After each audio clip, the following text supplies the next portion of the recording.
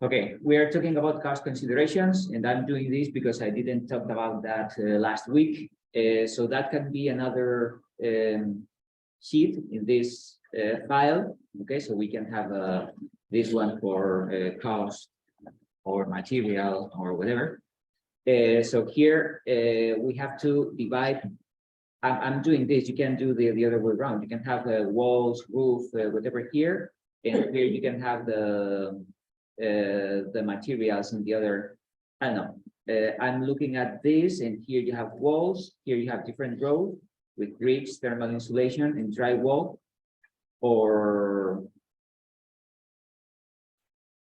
But I think there's something that it's not here. I need the unit price, and then I need a list of materials. So these are walls. Then if you are if you have defined the roof, or yeah, this is roof 1, and we have roof 2. So here I can type this. This is roof 1. If you have 2 different roofs, you will have roof 1, roof 2, whatever. Merchant center here, and here we have the unit price. The unit price is for brick. It's like $4 per square feet. So in unit price, I type 4. Unit price, the units are dollars. Okay. For the air gap it's 0. The air gap is for free. The thermal insulation is $1 per square foot. 1, and the drywall, you have 0.5. Okay. $0.50 per square feet. Units.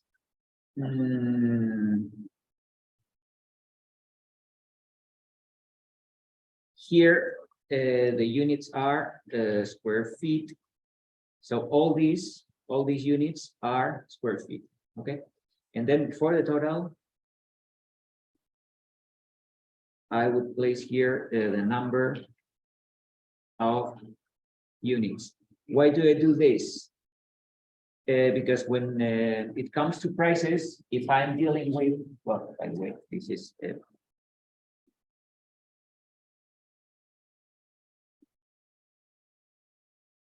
square feet. For example, in terms of materials, I can have brick. It's the price per square feet, thermal insulation, drywall. Okay, that's fine. But what if I have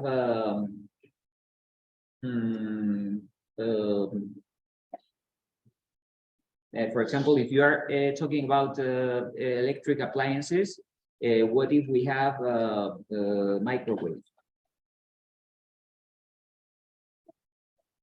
Okay, so here you can have another field with electric appliances.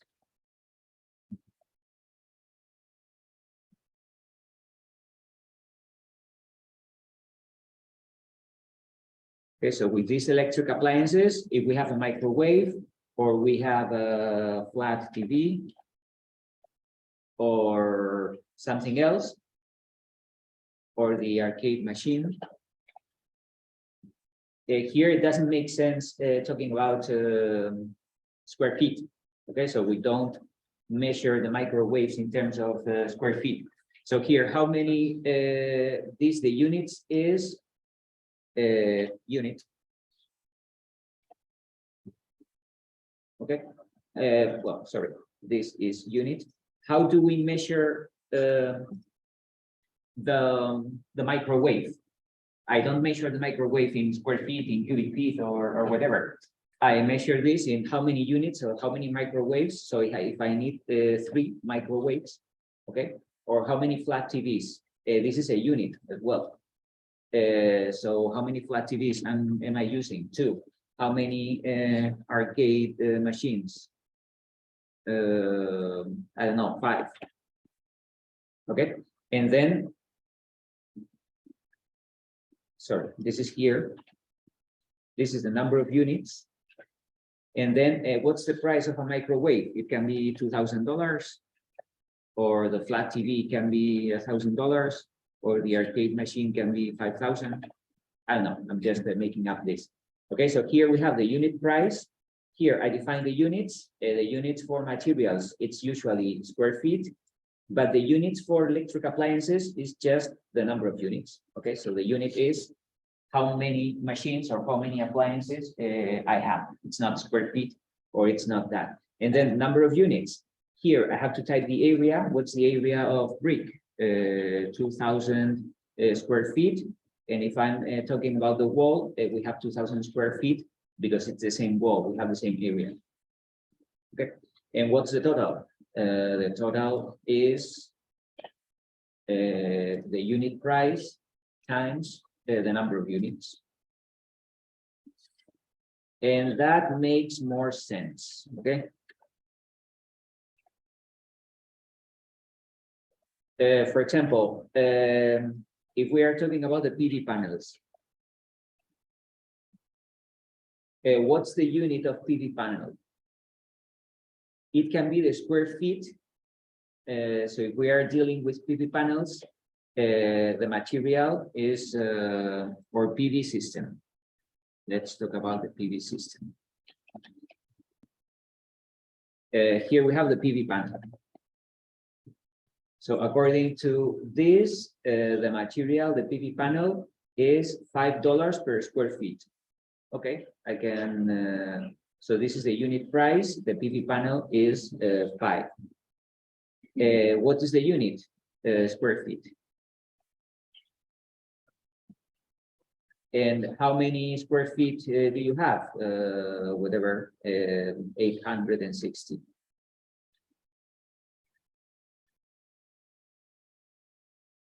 And then the total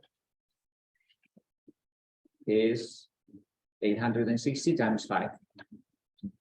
But if we are talking about the PV system, there is the, for example, the converter.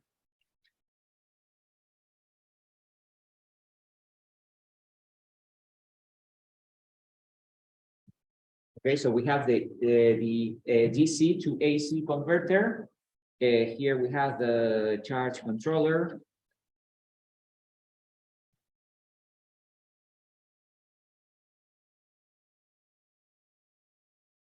So we have different elements in this PV system. So the unit of the AC converter is not square feet. So we have units in our, how many AC converters do we have? 1. And how many charge controllers do we have? 1. Okay. And here we have the price per unit. How much does it cost? The converter? I don't know, let's say $500.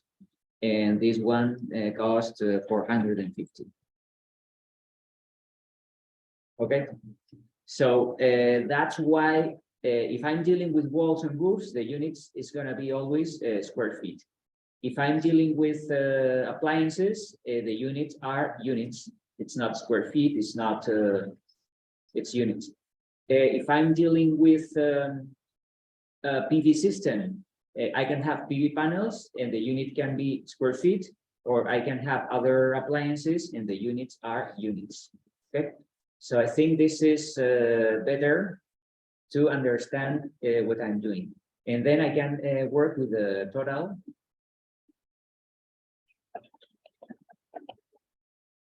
I will have the total walls. I place it here.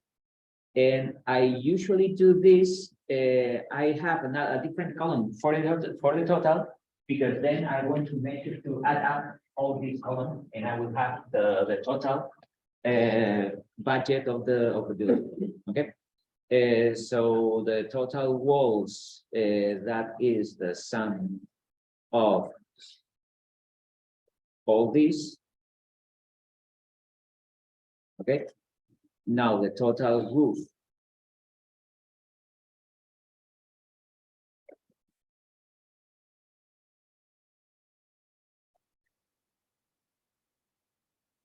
Total roof will be, well, if we have here, units are square feet.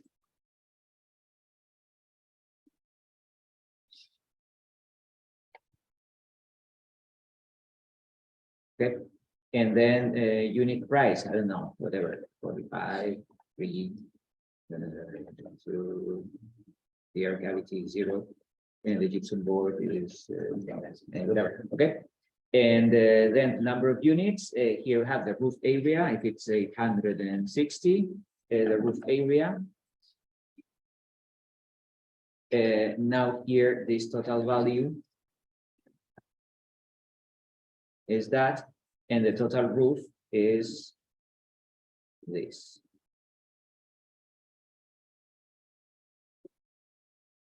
Okay.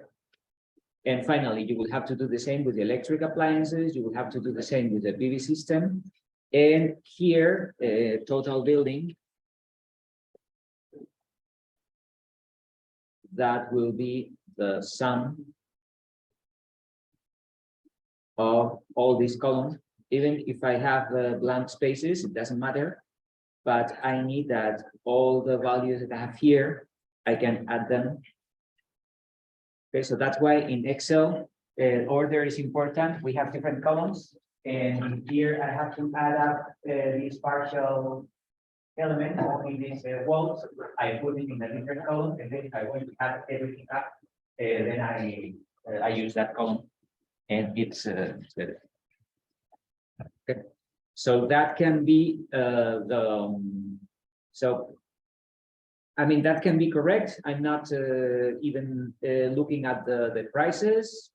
I assume that this is correct, but to make it clearer, if you make the most of the Excel file, and now you have to be aware that you're using a powerful tool. It's not, you can do this when you're writing down things, but with Excel, we can use cells and we can use formulas. And then if someone changed the brick, I told you 4, no, it's 5, because the energy prices has and whatever. Okay, so everything is updated. You don't have to make all the calculations again. So that's why working with Excel files, it's great because if we have the right structure, then if I change the price or if I change the area, I don't have to change all the calculations again. So everything changes automatically. Okay, so that would be the right way to add or to place that the cost considerations. And finally, what you can do is to copy this as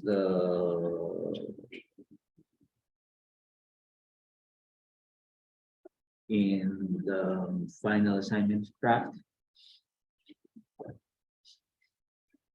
The last slide can be this.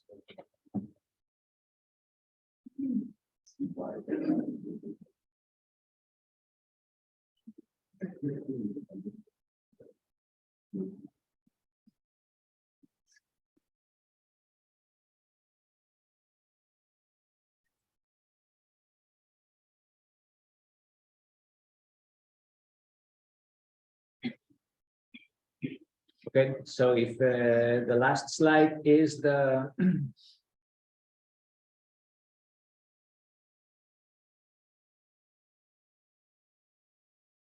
is a list of materials with a price, but that will be clear to me if I have the material itself, then I have the unit price, and then I have the number of units. It can be area, can be number of units, it can be whatever. And here I have the total.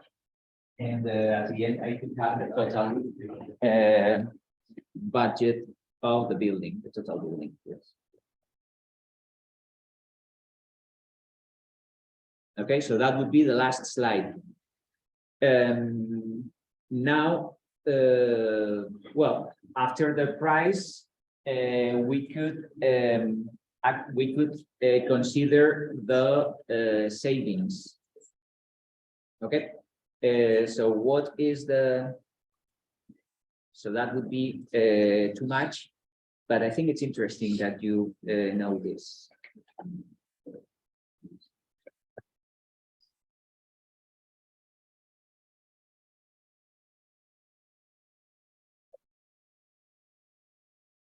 If you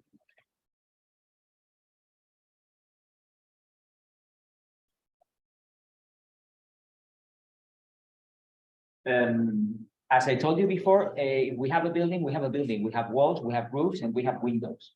But the PV system is not mandatory yet. Okay, so what makes our client to decide if we need a PV system or not? It's the cost consideration. So how much does the PV system cost? Imagine that it's this $5,250. Okay, so we can type this here. The total PV system is not just the panel. It's not the panel, it's just the total system with the PV panels, the converter, if you have batteries, there will be batteries here, but the total PV, it's this. Now we have to compare this cost with the yearly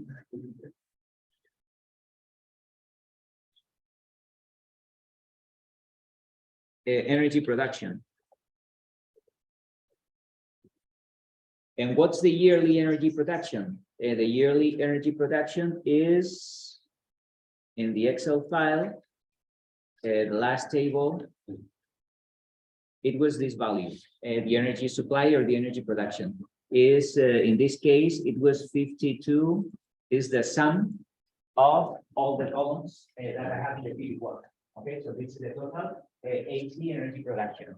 This is what my PV system does, 52, 392.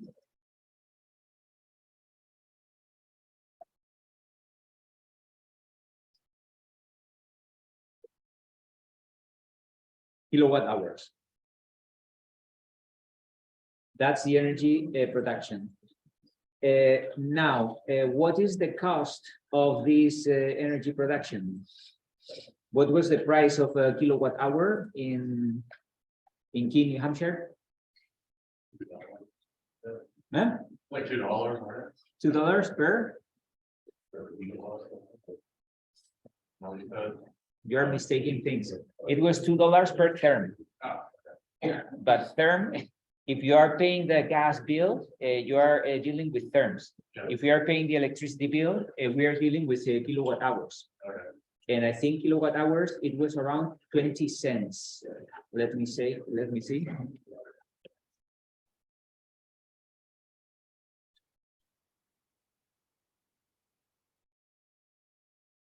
Price of kilowatt hours in New Hampshire, it's 23, okay? 23 cents per kilowatt hours. So it's 0.23 dollars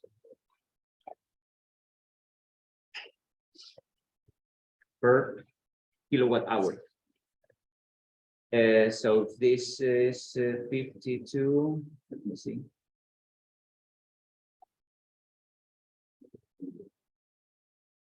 $52,309, 52,392 times 0.23.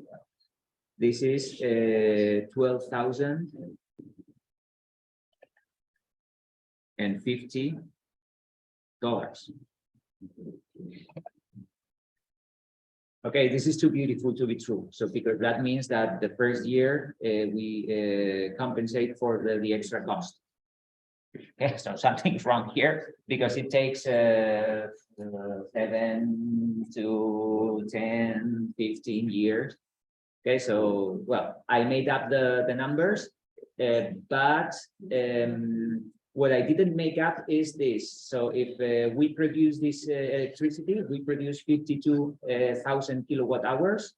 My energy savings are around $12,000 per year. Okay, so this is money that I'm generating with my PV array. Probably the total PV array, it's more than that. Okay, so we need more money because usually this number, it's usually more than 10 years. The break-even point. If it's less than 10 years, everybody will go for it. If it's more than 10, people will think, okay, let's see, whatever. But the higher the electricity price, the lower the break-even point, or the sooner the break-even point. So we have to be aware of that. Probably if in Texas, this investment, it's less effective than in New Hampshire, because in New Hampshire, the electricity is very expensive. It's quite expensive compared to other places in the United States. Okay, so again, we can't do anything about it. We can't do anything about the energy price, but at least we can be aware of this. Okay, so we have the total cost of the PV array, the PV system, and this is the energy that we are producing, and we have the energy that we are producing for free because it's renewable energy. Then this is the money that I'm saving every year. So that will be the final slide about the cost considerations. Here we have the budget of the building. And here we have the cost effectiveness of our renewable energy PV array. Why do I compare this to only to the price of the PV array? Because again, we need walls, we need roofs, and we need appliances. And we can say, okay, but what if I compare the price of a building that doesn't meet the passive house standards only with 5 inches of thermal insulation instead of 10 or 15? And okay, we can do that. But this is not about economics. This is about building science. Okay, so building science, it has a price. But now the debate is whether we should add renewable energies on the building or not. Nobody debates the amount of thermal insulation. But the possibility of spending a lot of money on the PV array. Okay, how long does it take to get to this break-even point? This is something that people are demanding now. And there are other things about the cost consideration. We have the subsidies, we have the tax reviews. But again, this is too complicated, and we're not doing that. It's just okay. So this is what the PV costs, and this is the energy savings that we have every year. And then how long it takes to compensate for the extra initial cost.